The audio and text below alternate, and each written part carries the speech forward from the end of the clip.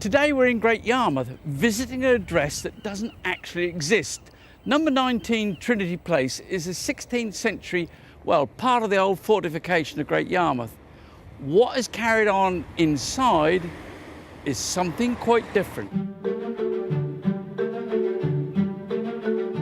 Since the 1980s, this building has been home to Karen and Ernie Childs. Let's go and see what they actually do in this building. Karen, are you there? You better lead me through, because I know it's not easy to find. No, it's a maze. Let's go and see him. So, Ernie, these are the finished products you make with a very high glaze, lots of detail, commemorating this one, I think, the Queen's Jubilee. Yep. This one, this commemorates King John's 800th anniversary, that was. Great Yarmouth. Great Yarmouth, yeah.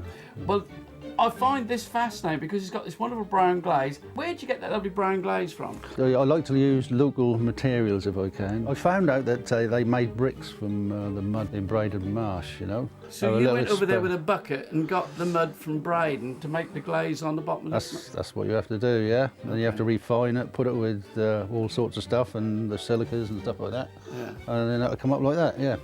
The first limited edition I ever did was for the Fishermen's Hospital in Great Yarmouth. I couldn't even afford the tools then, that was so far back, that's 40 years ago. And all I had was a bread knife. I sharpened it up to a big point, carved it all into the plasterwork. I sold that for 55p.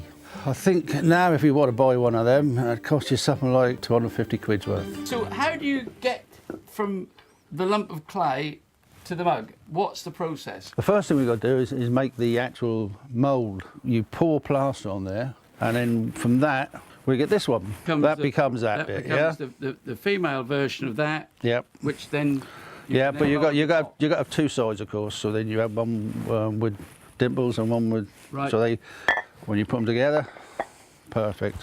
And then you have to do the same with the bottom. You see. When I look out the kilns at night, come from next door, I just pop in, do all the switches and things like that. I can go back if I want to bed, but I don't. I stand there. I watch things going on.